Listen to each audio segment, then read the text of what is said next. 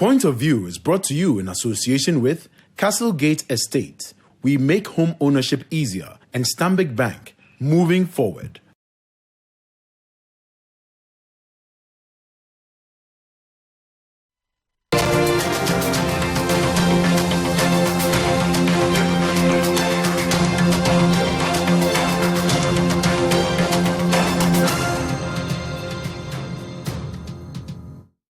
This is The Point of View. Good evening. Welcome to City TV. We're live here on City TV and also on Facebook. So on this show, we try and choose the right guests, ask them relevant questions, and come up with some useful insights. And tonight we have a very exciting show for you. Exactly 1 week ago, the Vice President of Ghana held a lecture to respond to taunts from various elements in society that his eloquent lectures while in opposition had gone quiet. So after all the noise has died down, we're going to review some of the things he said on this show in a cold, calculated manner. Well, a day after his lecture, his opposite number, not necessarily in terms of position, but in terms of leadership and ideology, the eloquent Adongo of the NDC also held a town hall meeting, which was attended by the candidate for the NDC, John Dramani Mahama. He also gave a 1-hour lecture in response to the comments made by the Vice President. So it was 2 town hall meetings held in less than 2 days. So on the show tonight, we're going to test the claims of Bawunomics and Adongonomics. It's an interactive show, so send us your views in 2 ways. If you're watching on television, we have a WhatsApp number on the screen.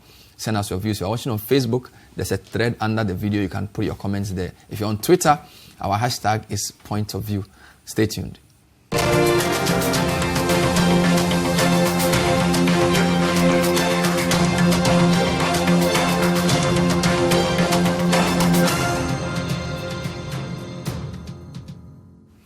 So tonight I'm going to do it in 2 ways. The first part of the show, we are going to test some of the claims made by the NDC at their town hall meeting. So Adongonomics claimed that the economy was actually in a mess and that the so-called economic wizard, who was the leader of the economic management team, Dr. Mahmoud Bawumia, wasn't that brilliant. For example, they said they claimed that our Sinohydro deal, which today led to the cutting of a sword for the Tamale interchange, was actually a loan.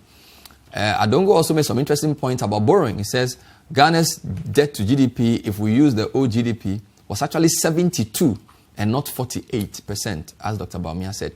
He also went on to accuse the government of borrowing to consume, unlike the NDC's borrowing to invest and build in infrastructure. He also made an interesting claim about the banking sector. He described the claim by the government that they were repairing the banking sector as bogus. He actually accused the government of destroying the banking sector and ridding it of locals. So what I'm going to do is I'm going to bring you some highlights of what Isaac Adongo put out, and I'm going to get a member of the finance committee who is representing government on the show tonight to respond to some of those claims. Then in the second part of the show, we're also going to test Bawumia's policies because he also made some interesting comments. So I'm going to start with the first Adongo clip. But let me introduce my guests. In the studio tonight, I have financial analyst and a member of the Finance Committee of Parliament, who's also the member of Parliament for Okankwe North, Honorable Issa Fuseni. Great to have you on the show. Thank you for having me. Good. So between Bawunomics and Adongonomics, we are going to see your level on the show tonight. Well, it will be interesting. I'm looking forward to it. Fantastic. So the representative from the NDC side to address the Bawunomics questions did not make it for reasons that we can't really explain on the show tonight. But we'll still have a great show because we have a lot of material from the 2 lectures to bring to you. So let's start off with the first issue. One of the most profound points made under Adongo's presentation was the fact that the Sinohydro deal, which is the big thing we're having in Ghana today, is actually a loan. And the only reason why it hasn't been classified as such by the IMF is that the Chinese have not started building yet. Let's watch what he had to say. Let's mortgage it and take $750 million for the next 10 years. As if that is not enough. They say it appears we have some diamond buried underground. Let's assume that diamond is of good quality and we can mine it. So let's go and take money on account of the diamond that is still buried on the ground. Today, if they are listening, I want to tell them the reason why that Sinohydro transaction has not been classified as a public debt is not because it's leveraged on bauxite. No. It is because there's nothing to owe. Sinohydro has not delivered a kilometer of road, so how can you owe it? But immediately they deliver the road and the deferred payment kicks in, we owe. It will become part of our public debt. That is another rigidity in our budget. So these are a group of people, instead of finding alternative ways to mobilize the revenue, all they believe in is we cannot raise the revenue. So let's borrow against the future, and when we leave, Ghana can best. We don't care. Precisely what Adam Smith and his people are doing to us. Mr. Chairman, the other thing I want us to look at is a very damning situation in terms of our business and economy. So that's an interesting claim made by Isaac Adongo that the IMF did not classify the Sinohydro deal as part of our debt. And he says that 2 billion we're getting, in fact, it's 2 billion, is actually debt only in the sense that we haven't started paying because they haven't actually put in any work. What's your response as government? Bernard, thank you for having me on your show. Let me say a good evening to your viewers. And of course, the good people of Ukankrinov who have been quite magnanimous in allowing me to represent them in Parliament. I'm very grateful for the opportunity. We started off the show by you putting Adongonomics. Did you say that? Adongonomics. Against Bawunomics. I find it difficult to put the two on the same pedestal. On the same pedestal, because I don't think that they actually are on the same pedestal. In fact, if you, or any student of economics or finance or whatever who follows politics around, should take time to get copies of the two presentations at the town hall meeting and the other one at the party full soldiers meeting, and then study them. There's also a town hall meeting. You realize that when you put the two side by side, they don't match up content wise. They don't match up, so it will be very out of to put the two together. So it's very erroneous to put the two together. It's just my preliminary and how I feel about the two. My colleague in Parliament, Isaac Adongo, made a point on Sinohydro. You see, Bernard, we have a story that we keep telling Ghanaians to remind them of where we have come from. And it's not a story that the NDC likes to hear. But we'll continuously remind ourselves where we have come from, where we are today, and where we want to take Ghana. At the time we took over the reins of this economy, 3 line items took all the revenues that we had. And those 3 line items were the public wage bill, public debt servicing, and then transfers to statutory payments. They took over 99% of all revenues that came to government.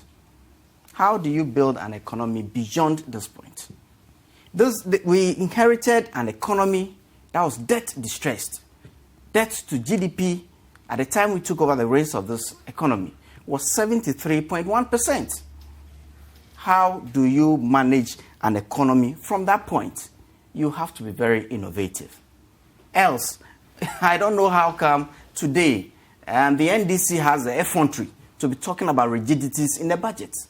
There was no space at all to do anything. There was no fiscal space because after taking care of these 3 line items, whole government revenue was gone. In fact, if our economy, or if they had continued managing our economy beyond December 2016, only God knows where we would have been by now. But it takes a lot of innovation. Our debt to GDP ratio from the calculation, because we rebased the economy in 2008, our debt to GDP ratio is now 58. Certainly. But if we had used, and it's a claim they made, if we had used the GDP that you used, our debt to GDP would have been above 70 still. I'm talking at a point in time. in January 2017 when we took over the rates. Before rebasing, that was where we are. Or that was where we were. 73.1% debt to GDP. We inherited an economy where between 2012 and 2016, right, the average debt accumulation rate was over 30% per annum. This has dropped in 2017 to about 16% and further in 2018 to about 11%. All this is possible because of the innovation and the creativity we have introduced in managing the economy. We are a country where we know that our infrastructure deficit is so huge, we have to catch up by investing about $1 billion over the next 10 years continuously to be able to make an impact in our infrastructure deficit. How are we going to do this? When we have resources like bauxite, it took the innovative thinking and creativity of the EMT to come out with a deal like Sinohydro. How do you react to the question that once the Chinese, today they are in Tamale, once they start the projects, once they start building the roads, we will have liability. So even though today you cannot place the 2 billion on our books because we don't have liability, as soon as they start building the roads, our national debt is going to increase. It's this Sinohydro agreement. We are saying that we are going to give them bauxite in exchange for the roads. And the NDC, just like this point, the possibility of a contingent liability arising. We debated this in Parliament at length, to the extent that they even wrote to the IMF. And the IMF has come out to say, because I was privy in a meeting, anytime the IMF team came to Ghana, they met us as a finance committee. And this question, we have dealt with it time and again. And they have agreed that they have seen such innovative or creative ways of getting infrastructure done like that in elsewhere, especially in Latin America. And it worked. So the fact that there's a contingent liability will not forestall us from going ahead with the Sinohydro deal. So you agree that it will increase our national debt? It won't increase our national debt because we have stated clearly in the contract that this is what we are giving you in exchange for the infrastructure projects that you're doing for us. Let's go back to the lecture they did on Thursday. They made a very interesting claim that not only are you borrowing, you are spending the borrowing or the borrowed money on consumption and not on infrastructure and investment products. So this is the second thesis in the Adongonomics lectures. Please go through. The Eurobonds that we borrow, yes, you can see it here. This is how we use our Eurobonds. The ones, so no wonder they were celebrating with Kenke. The Kenke will end up in the consumption. The fish that they were paying for, they will end up here. I'm sure yesterday after Bawunomics finished, there was a reception. They will end up here with our Eurobonds. So in 2018, we went to borrow $750 million. We spent only $119 million on capital expenditure. $631 million we spent on consumption. Our children will have to come and pay for this. And they have nothing to show. If you take 2019, the $2 billion, the $3 billion they borrowed, $2 billion is for the budget. Only $390 million will be spent on capital expenditure. $1.61 billion will go into family and friends. You know it. So, Ghana has moved from an era where we're borrowing to build into our future. When we're borrowing to create prosperity for children yet unborn. When we're borrowing to build the rich hospital, they said we're incompetent. When we borrowed to build Terminal 3, they said we're incompetent. When we borrowed to build regional hospitals across the country, they said we were incompetent. Now that we are borrowing to pay for kenke and fish, what will they do?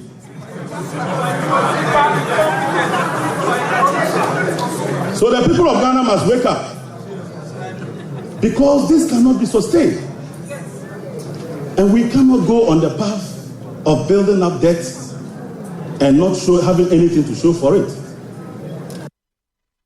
So that was a very serious claim with graphs. So the 2 Eurobonds you'd gone for, the ratio you spent on consumption was 3/4, and the part you spent on investment was 1/4. We can't deny this. What's your response? Bernard, you see, when we have done a budget, the annual budgets, we have shown, and every budget you have a statement, shows how much revenue is going to come into government's coffers and how this is going to be used. Most of the times, when revenues fall short of expenditure, there's a deficit. Mm-hmm. And in the budget approval process, we approve how this deficit is going to be funded. We also go ahead to say how much of the deficit is going to be funded from domestic sources and how much from external sources. Mm-hmm. So when we have gone to the euro market, like we just did, 3 billion, we have told Ghanaians how much is going to go into debt management, how much is going to go into our budget funding. And within our budget, we have our recurrent expenditure and we have our capital expenditure. So already whatever we have envisaged to spend in terms of capital, it's already in the budget.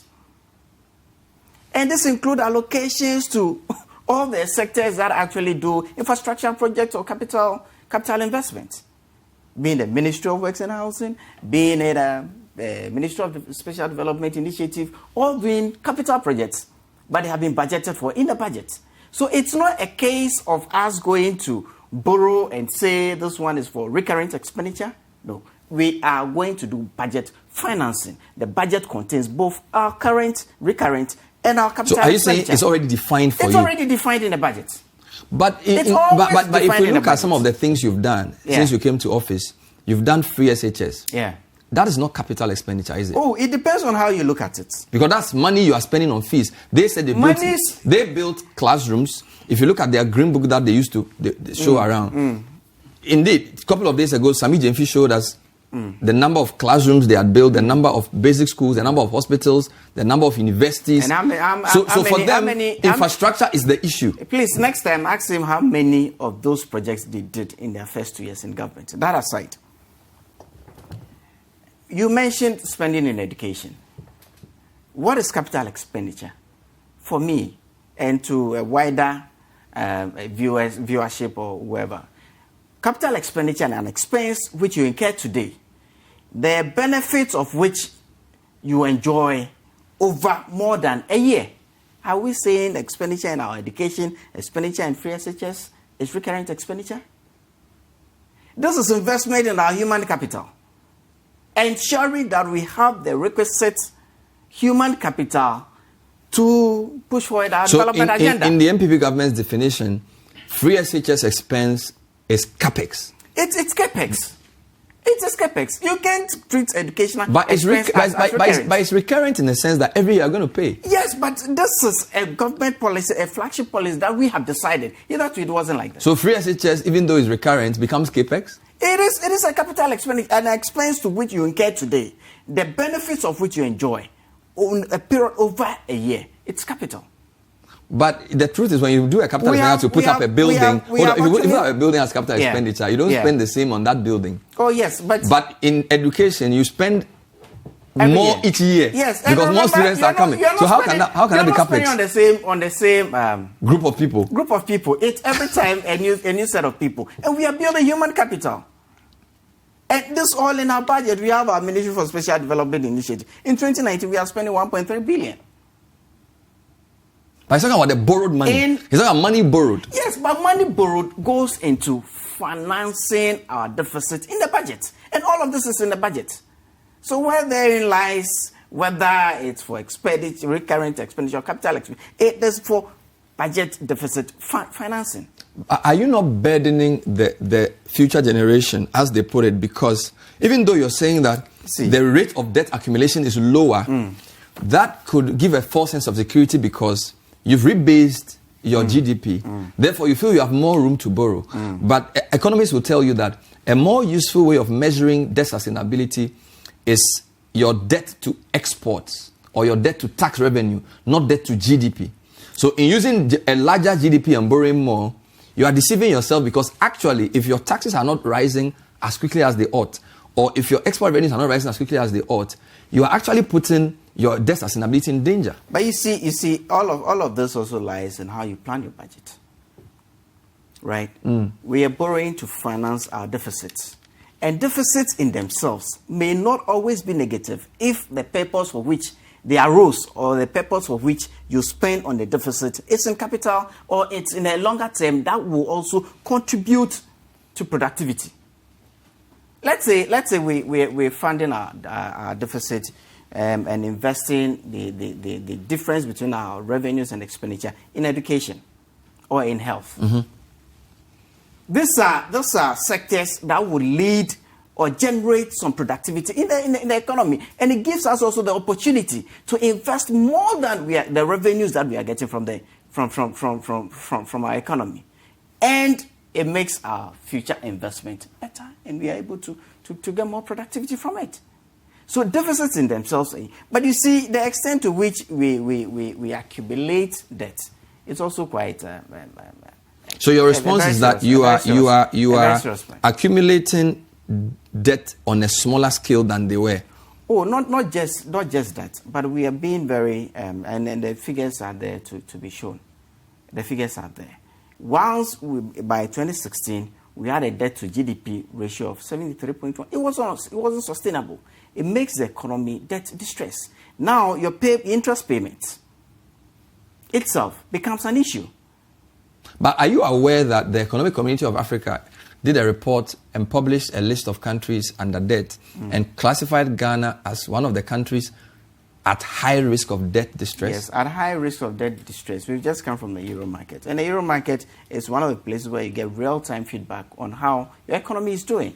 Because every indicator within the economy comes to bear in the pricing of whatever issues you do on the market. And so the market is there to give us real feedback, and we take that as a reality. Whatever somebody does, whatever analysis somebody does in the lab or whatever, it's also one thing. But the market, it's a very, very good indicator on how you're doing. In your view, and S&P has come up to even up our ratings to be.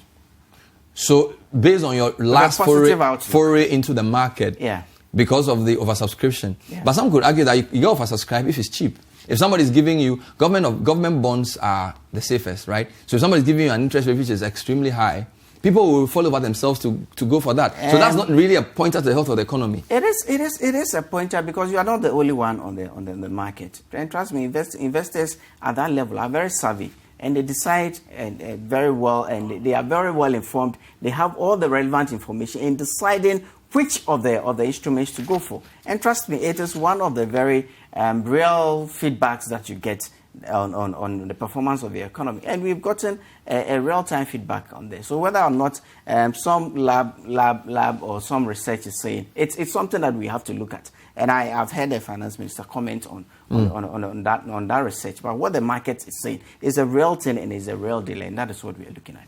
This is the point of view. Tonight we're doing a different kind of show. We're testing theories under Adongonomics in the first part. And then we'll go into Bawunomics. So there are two issues we brought to you already. The idea that Sinohydro deal is part of debt, and the fact that we are borrowing money to spend on consumption. When we come back, Adongo makes two very interesting points. He's accusing the government of destroying the banking sector, which is interesting because if you listen to government, they say they are repairing the banking sector that was destroyed before they came. But Adongo, in his lecture, made a very serious accusation against this government of using more to get less. And he also spoke about the cedi. We'll bring you those comments and some responses to them when we come back. This is the point of view. Stay with us.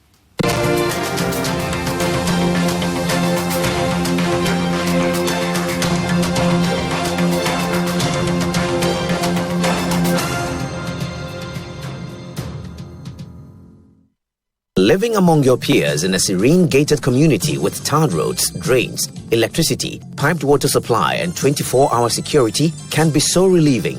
That is the experience you will enjoy when you reserve the Castle Residency plots located near Prampram Beach and Katamanso near Adenta Barrier. Just pay up to 60% deposit and start construction to start enjoying Pram Beach and Airport City life. You can start with any deposit. We give you a whopping 10% discount if you make an outright payment. The Castle Residency plots are managed by Castlegate Estate Ghana Limited. Locate our offices at Katamanso Estate site off the Adenta Barrier Dodua Road or Pram Beach Road next to Oasis International School, or contact us on 0545 559928. Our website on www.castlegateestate.com.gh or email us at info@castlegateestate.com.gh. The Castle Residency Plots. We make home ownership easier.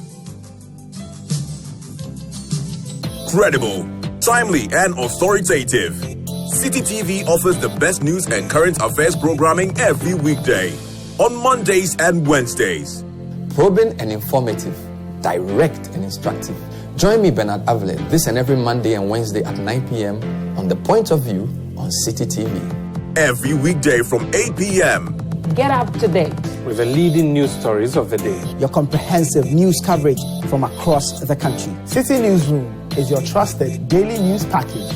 Every weekday, 8 p.m. on City TV. Make a date every Tuesday evening. The politicians and key personalities speak to me, Godfred Akoto-Boafo, on Face to Face every Tuesday at 9 p.m. Keep updated throughout the day on 2020 News. For regular news checks as they unfold. Politics, sports, entertainment, business, and much more. 2020 News. We bring you the news in 20 minutes. Every weekday evening. Stay updated on the key business issues of the day with me, Bobio Say, on the Business Dashboard every weekday at 7 p.m. Friday evenings. My name is Caleb Kuda. I host a show that turns the news on its head. Join me this and every Friday on Backpage at 6:30 p.m. Comprehensive and trusted news and current affairs programming. This is City TV.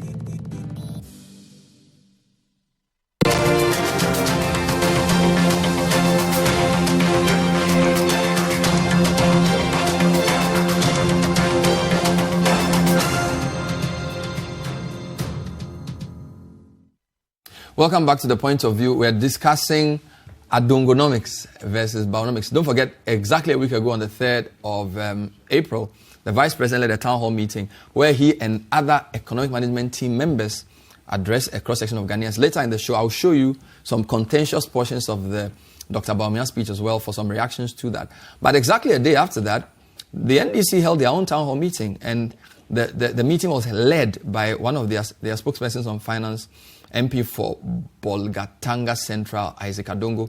He made some very interesting claims, and we are going to get the rep from government to respond. Let me read some of your comments. Comrade Haya from Shai Osudoku says, Bernard, Bawumia's presentation was a marathon and full of half-truths and unreliable data. He thinks being in opposition is the same as being in government. As the NDC was borrowing to develop, Bawumia and his cohorts are borrowing to eat kenke. Bernard, sincerely speaking, our economy is in a complete mess. I'm a graduate nurse from Damongo NTC. I completed 2017 and I'm now in my second year in the house. General from Tamale. Kobe Inoibi says, Bernard, nice topic, but it would have been prudent to have a neutral guest than to have a politician. They have nothing better for us. You notice I don't bring many politicians, but some of these politicians have something to say too. Abu Sigri in Dansoman says, good evening, Bernard. I believe it's time we move the politics away from the so-called strong macro fundamentals to a robust structural fundamentals. Kofi Seidu says, good evening, Bernard. The MPP member of parliament on your show just confirmed the arrogance of the MPP by saying that Adongo cannot be compared to Bawumia. He should not lose sight of the fact that David was able to defeat Goliath in the Bible. It's also in the Quran, I think. The story of David is in the Quran too. All right. The third thing we picked out from watching the 1 hour or so of Adongonomics was a very interesting claim he made about the banking sector. This is a bit longish, but I think it's important to watch it because he said up until the time he was giving the lecture, the NDC had not defended itself on the financial sector mess and that it was not their doing. Just watch.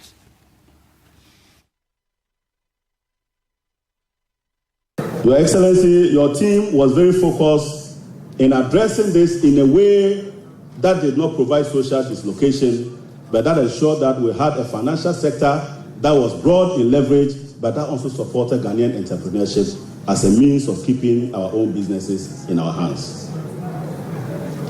At the time, the managers of the central bank decided to engage in a number of activities in order to strengthen the financial sector and make the sector very robust. These actions range from fiscal reforms to legal reforms and to clearly intervening in managing the capital adequacies that were existing.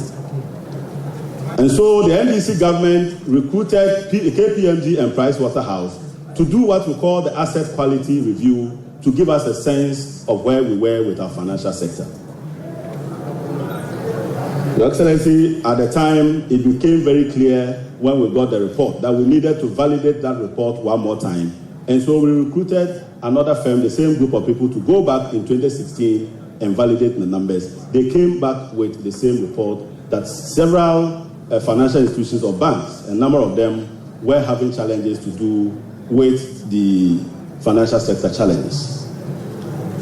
Ladies and gentlemen, the report made it quite clear that some of the challenges emanated from the energy sector SOEs debt on the books of the banks. Some returned saying that the SMEs had also burdened the financial sector. And some of the reasons we got was that we needed to improve corporate governance and improve the institutional arrangement to ensure that reforms in the banking sector were anchored. As a result, we took pragmatic steps to address these holistically. I know my good friend, Honorable Atufosin, shepherded a number of bills that became laws in order to reform the banking sector. We put together a sustainable law called the Banking and Special, Deposit-Taking Institutions Act, 1930. This was to address weaknesses in the legal framework for making sure that the central bank had proper grip on the banking sector, but also to give the central bank powers that it didn't have, that it needed to have. So those lawyers on the other side, who when they see anything that was done, will just pick the Act 930 and blame NDC. Tell them Act 930 was passed somewhere around October 2016, and laws are not applied retroactively. So if something happened in the banking sector like we found with the Capital Bank in 2015, it is the reason we had to pass a new law to address those specific challenges that we had found that needed to be addressed. Again, we realized that the Bank of Ghana itself needed some autonomy and needed to strengthen its own corporate governance systems. So we amended the Bank of Ghana Act in order to give it more flexibility and give it a better corporate governance image. Mr. Speaker, Mr. Chairman, we also agreed that there was a need as a country to protect small depositors. And so we passed the Deposit Protection Act in order to give meaning to the protection of savings of our people, so that things that happen, like happened with DKM, would have been easily addressed through that provision. But we didn't end there. We realized that we needed to take a very strong fiscal action. And so we promulgated and came to Parliament and got the Energy Sector Levies Act passed. This was to provide flows of money in order to fund the energy sector SOEs, in order to reduce their debt in the banking sector, provide liquidity to the banking sector, and clean up the balance sheet for them to be on their own in the SOEs. Our colleagues resisted us to the hilt, but once we believed in our course of action, we survived it. Today, they are not only using it, they are mortgaging it for the next 10 years with a bond. I recall also that a decision was taken to pursue the option of raising bonds to pay for the debt that government owed to SMEs. Together, these two activities were to generate about 8 billion Ghana cedis that would have enabled the banks to capitalize with their own money without having to go down like they have done. But we also believe that it was important to introduce minimum capital in order to strengthen the capital base of our banks. In this regard, Mr. President, your team worked very hard to ensure that we agreed a minimum capital requirement of 230 million, not 400 million, and there was a reason. We agreed that not all banks require the same capital. And so whilst we provided a base of 230 million, We will then work with individual banks to determine their levels of risk and be able to determine the appropriate capital that that particular bank needs in order to have small and big banks operate in a risk-free environment. We call that the internal capital assessment, project, which was meant to enable us actually handhold the banks and work with them to come out of the challenges and not to collapse them at the least excuse. And so, fast forward, when we lost power, these people took over. When they took over, it was part of war between shareholders, directors, and banks. They introduced a minimum capital, and they were so impatient they couldn't wait for the time to come. So anytime they look at the watch, how many days are we left? So we're left 4 months. Let's go and tell them that it's left 4 months. And when they do that, of course, depositors become alarmed. So they go and take the money from the bank, and the bank become weaker. So the end result is that the country had to go through a very difficult period of this exercise. The end result of this is that as a poor country as us, we have so far, by the end of 2019, we will have spent 20.46 billion. 20.46 billion would have spent by this country by 2019 just to collapse the banks. And we were in search of how much capital. Dr. Bawunomics tells us that the capital that we gleaned out of this was about 4 billion. I have a table that will show you that out of that money, only 2 billion was what we realized from fresh injection. The other was sitting on the books of the banks who just transferred to their capital. So in search of 4 billion, as per Bawunomics figures, we spent 20.46 billion to look for 4 billion. This is very serious. This is very, very serious. So first attempted to explain how they were trying to deal with the situation, change the law, which they couldn't apply retroactively, and then the minimum capital they set was lower, 230 they proposed. And then he said, you have used over 20 billion, and you actually got in terms of new injections, only 2 billion, because the rest of the 2 billion were on the books of the banks. That's quite serious. What's your response? My quick response is that I'm glad his was a roadmap. But you see, Bernard, in April of 2015, when we got into this agreement with the IMF, one of the conditions was to help us safeguard the financial sector. This was April of 2015. It meant that much earlier on, they knew the problem that was happening in the financial sector. That was so by 2014, the NDC in power knew that we had issues within the financial sector. And then they had a roadmap. Today they are reading out to us what their roadmap was. Let's go back to the minimum capital requirement as set by. The last time we actually increased minimum capital to 120 million. At the time, the CD dollar parity was about 2 to 1. It meant that banks were required to capitalize at $60 million. Today, look at the CD dollar parity, even at 5. It's risen to 400. It meant that we are telling banks that raise your capital from $60 million to $80 million. That's the requirement we put on banks. But in all of this cleanup,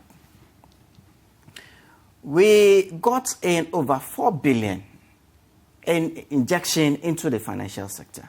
And it's already reflecting. 2-3 days ago, I heard you on your morning show. GCB recording profits in excess of 300 million in 2018. And banks have started publishing their financial statements for 2018. I'm sure in the coming weeks, we will be able to see the results. I'm saying that we got 4 million because we had, yes, it's true that he separates the 2 billion fresh capital from the 2 billion income surplus. Fresh capital that came in is 2 billion. But you see, when a bank or any company has a balance on your income surplus, you can only use it to the benefit of shareholders because it technically belongs to shareholders. Not until you transfer it from your income surplus into your capital account can you use it as money that belongs to the bank and use it as capital for the bank in its ordinary business of trading. So it is still very, very technical. But even if you got 4 billion, I think the key point is making is that the cost to the economy of the cleanup has been more than the benefit, in a sense that the amount of budgeted money and bonds we are going to get to see through, for example, GCB, after it absorbed the two banks, and then Consolidated Bank, the bonds we're going for. When you put all of that together versus the new capital, you've used more money to bring in smaller money. What we are getting is not just the inflow of 2 million in new money or 2 million in transfer from income surplus to capital surplus. But what we are getting, saving the deposits of over 1.5 million people, saving the jobs of 3 million people. Today we have a new bank called the Ghana Consolidated Bank. It is also a new asset created by this whole cleanup. GCB today is expanded in assets by the consolidation of those two first, the first two banks, which is UT and Unibank.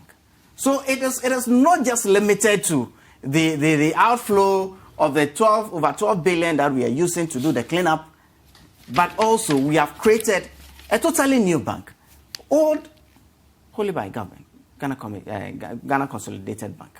It belongs to government. It's 100%. We have saved jobs. We have saved deposits. And more importantly, we have saved the collapse of the financial sector. He also said that if we had sat aloof, like the NDC did, when they realized that this problem was right in our face, and the financial sector had collapsed. And the collapse of the financial is very simple. Somebody goes to the bank in the morning and operates a current account, writes a check, and then the bank is unable to... He made a point which I didn't... where he says, for example, for Heritage Bank, you said because somebody is in court, he's not fit and proper. But then he says there are banks in existence now where one person owes about 90% of the shares and the person's spouse owes the rest. So it was selective. The fit and proper test. Yes, it was applied selectively. It's required as to whether it was... The Bank of Ghana is the regulator and they set the rules in the sector. And so the Bank of Ghana does the fit and proper test for all directors of such banks. And so whether or not somebody is fit or proper. Now, the bank that we're saying that there's a shareholder who owns 99% and the wife owns 1%, it's getting into some sort of arrangement with another bank. By the time they are out of that arrangement, I'm sure that shareholding structure will be altered in a way. And so the regulator, which is a central bank, gave them the opportunity because we wanted to still promote local ownership within the sector. And that brought about the creation of the Ghana Amalgamated Trust. And so we are in the process of ensuring that the local ownership in the financial sector is sustained and it's promoted. And so this whole structure, it is going to change. It is not going to remain there. But the fit and proper test still remains. But his main argument is that you've created a banking sector where we don't control. He actually did say that Ghana is one of the countries with the most vulnerability to external investor sentiment because we don't own the economy. And what you've done with the banking sector has further taken the control of the economy away from Ghanaians. It is not wholly true because there are local banks who are doing good business, who are profitable, who are solvent, who had enough, even on their income surplus, to transfer to their capital. So the banks that were doing well didn't have problem meeting the minimum capital requirements. And they did. But why did you not discriminate in favor of local banks? Because your economy... Discrimination in favor of local banks is what we are trying to do through the Ghana Amalgamated Trust, where banks that have significant Ghanaian ownership, including UNB, including Omini Bank, including ADB, including NIB, we are going to go the extra mile to ensure that these banks still remain Ghanaian and are here to fund our development agenda. This is the point of view. We're talking Bawunomics versus Adongonomics. We spent enough time looking at Adongo. Let's come to Bawumia. I'll take a short break. When I come back, of all the points the Vice President made, there are two that we thought we needed to address. His very contentious view that if the fundamentals are weak, the economy will expose you. But the fact that, the exchange rate will expose you. But the fact that there's depreciation doesn't mean the fundamentals are weak. We need to address that issue frontally. He also did some comparisons of their record with the NDC record. And we're going to get our guests to now go on the defensive. This is the point of view. Stay with us.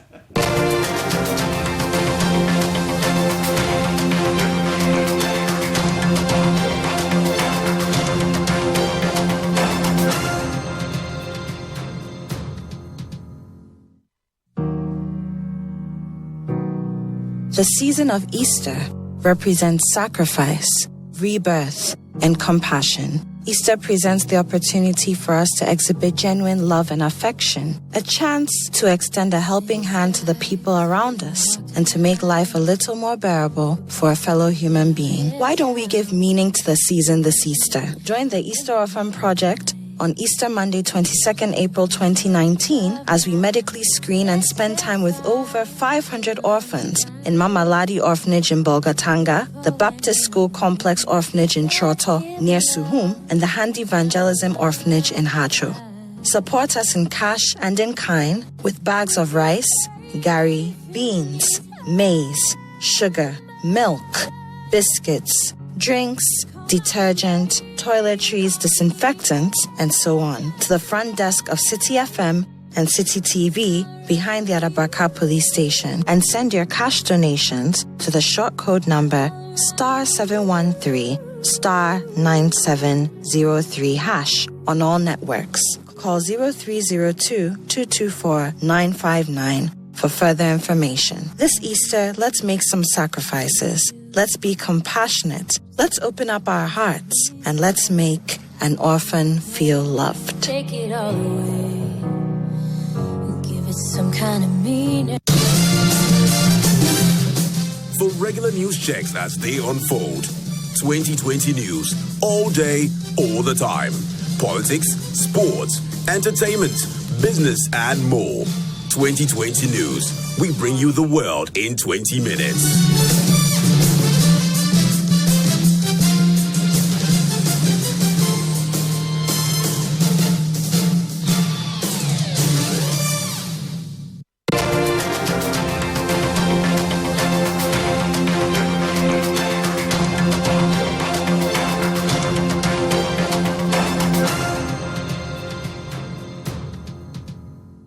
Welcome back. This is still The Point of View. We're reviewing last week. It's a very economic week. There was the government town hall meeting led by Dr. Mahmoud Bawumia, and there was the NDC town hall meeting led by Isaac Adongo. Here are more of your comments. Good evening, Bernard.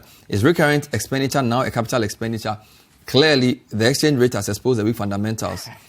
Debt to GDP ratio has gone up to 72%. Unemployment hasn't decreased, and cost of living definitely high. What better explanation can the MPP give from that beside their usual talk? This is Selassie Wunu in Kasua. Antwi in Kumasi says, good evening, Bernard. Honorable Husseini always says we inherited debt. Can he promise that the current government will exit office with zero debt? Godson says, Bernard, the issue is not about the first 2 years debate, but it's about how much MPP has borrowed and has nothing to show for it. We are spending too much on consumption. Let me now take you into Dr. Bawumia. So he says that NDC and people who make the argument that the counterfactual of his thesis on exposure are making an error of attribution. Let's watch him.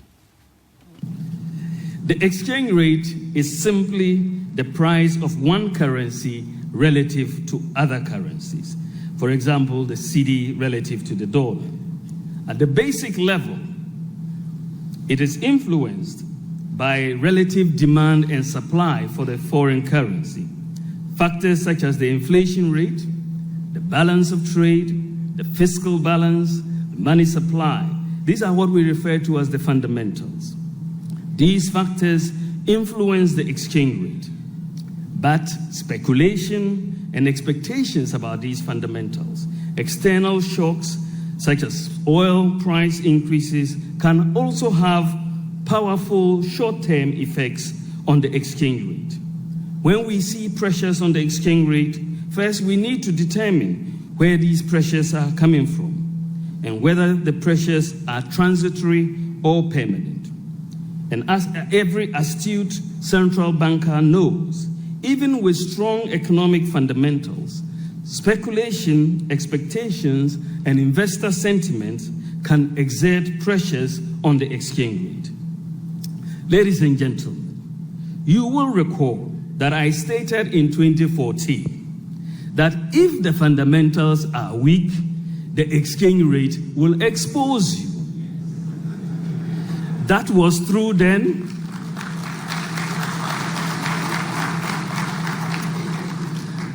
That was true then, and it is true now.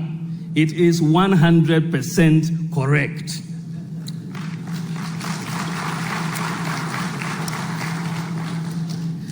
So if the fundamentals are weak, the exchange rate will expose you. But it is warped logic to jump from that to a conclusion that if there is depreciation in your currency, then the fundamentals must be weak. Do you understand the logic? It is very warped logic. If the fundamentals are weak, the exchange rate will expose you. But if the exchange rate moves, you cannot jump to that conclusion that the fundamentals are weak. That defies logic. There could be other external factors causing the exchange rate depreciation. For example, if I tell you that if your leg is broken, you are going to be unable to walk, then I'm somewhere and somebody comes to tell me, this person is unable to walk. Can I just conclude that their leg must be broken?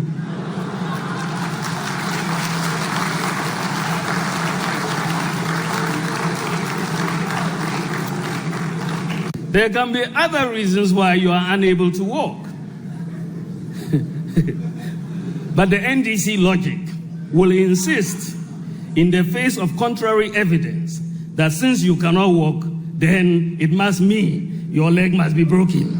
The fiscal deficit was 10.1% of GDP. The public debt rose to 70.2% of GDP. Inflation rose to 17%. And GDP growth had declined from 7.3% to 4%. In other words, the economic fundamentals had weakened significantly, as we were told. The exchange rate in 2014 had exposed the weak economic fundamentals. And if you look at the table on the screen, it gives you the fundamentals as we have it in 2014, and you look at them in 2018. Charlie, this thing, a week ago, I was sitting here, listen, and I struggled with it, and I don't get it. Bernard, I don't get it. Bernard, it holds. It holds. I mean, you can drill down to the figures. If the fundamentals are weak, the exchange rate will expose you. Yeah. How will it expose you? It will expose you because it will keep depreciating, even though other things are stable and appreciating properly. No, when the fundamentals are weak, all the other indicators will not be appreciating. They will not be stable. They will be weakening. And that was the state in which we found ourselves. In 2011, our economy grew by 14.1%. That's just the GDP growth rate. Since then, the economy had been on decline until 2016 when we recorded 3.4%. That was the rate at which the economy was growing. If you look at 2014, where our currency depreciated by over 31% in 2014, and look at all the economic indicators. The economy itself grew by just 2.9%. We had end period inflation of 17%. We had a wage bill to GDP of 6.1%. A wage bill to tax revenue of 52.9%, a gross public debt of 51.2%. We had a trade balance of negative 1.3%. We had gross interest reserves of 5.5%. And with all those weak indicators relative to, let's say, a year like 2018. And those were just the figures I was going to put up. In 2018, we had started recovery. We had been able to grow our economy by 8.1% in 2017. We are still trying to grow further. In 2018, we recorded growth of 5.6%. Meanwhile, the non-oil sector in 2018 grew by 5.8%. So what are you saying? What I'm saying is that the fundamentals, or what the indices, all the indices in 2014, were going in the wrong direction. Yeah, but that's what I'm saying. His point confuses me, because his point in 2014 was that even though the government was saying they are stabilized and then certain things in 2014 to improve other economic indicators. In fact, some people say he made this point in 2012, not 2014. The exchange rate was the most important indicator. That's why there was even a whole chapter in his book where he discusses the relationship between inflation and exchange rate. He made that point to prove that the exchange rate was the most important indicator of a country like Ghana's economic health. It is not out of place for him to make that point, because look, in 2014, the depreciation that we experienced was 31.3%. Inflation was at 17%. And don't forget, between 2012 and 2014, for the first time in the history of this nation, we recorded double-digit deficits. It all shows you that all the indicators were going in the wrong direction. So how come we are having the indicators go in the right direction, but to him, the most important indicator being the exchange rate has not responded? That's the question he had to answer. The exchange rate has responded to the extent that in 2018, if you look at 2017, if you look at 2018, and even 2019, year to date, we have experienced just over 5% depreciation. In 2018, it was 8.39. 8.39. But look at the other indicators. But NDC can argue that in 2011, when Mahama was the chairman of economic management team under Mills, the depreciation was only 4.9%. 4.9%. Which is much lower than yours. So look at the economic growth that we recorded in 2011, 14.1. We recorded 14.1% growth. It meant that at the point, some of the fundamentals, some of the indicators were going in the right direction. The economy was booming. By 2014, every indicator was going the wrong way. And so it was reflected in the exchange rates. And the figures are there. These are not figures that either Adongo or myself or anybody could dispute. But the recent depreciation, he will now claim there was an IMF. Yes, there was. You see, something about not touching your reserves, and some US interest rate something. Of course. And some external shocks. And the question to you is that we've always had external shocks. Yeah. Somebody was under an IMF program for 4 years or 2.5 years. So to blame the IMF program for the depreciation is a bit very funny. If it wasn't the fundamentals it will correct by itself. And that's what we've seen. Within that same period, we were planning, we're almost at the tail end of our IMF program. We're going for our final review by the IMF.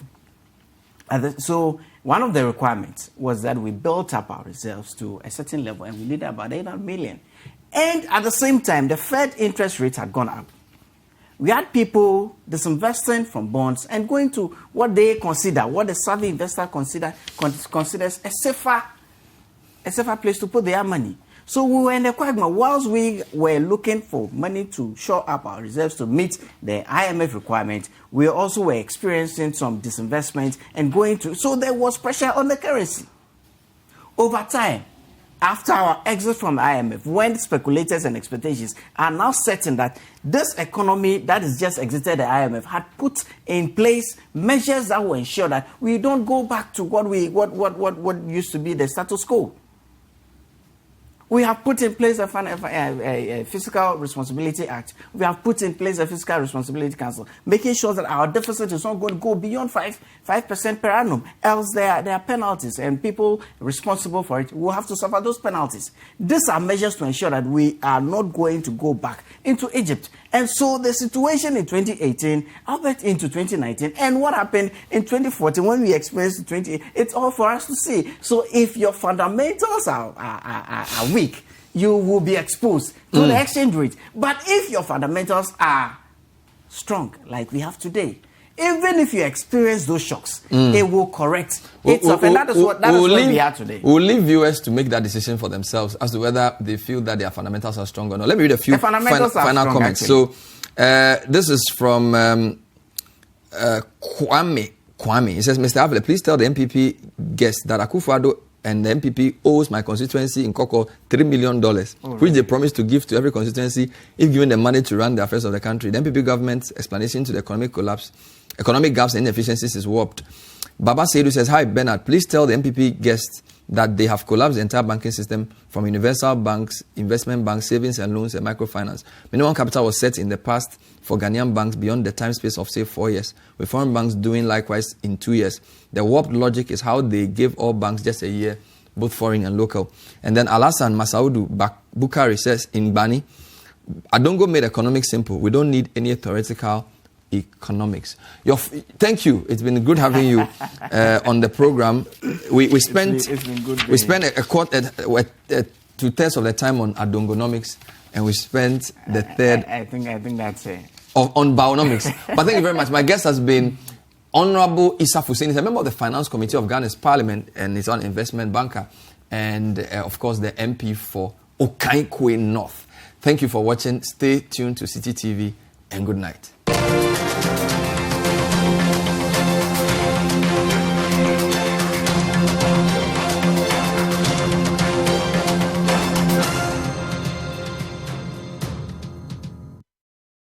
Point of View is brought to you in association with Castlegate Estate. We make home ownership easier, and Stanbic Bank, moving forward.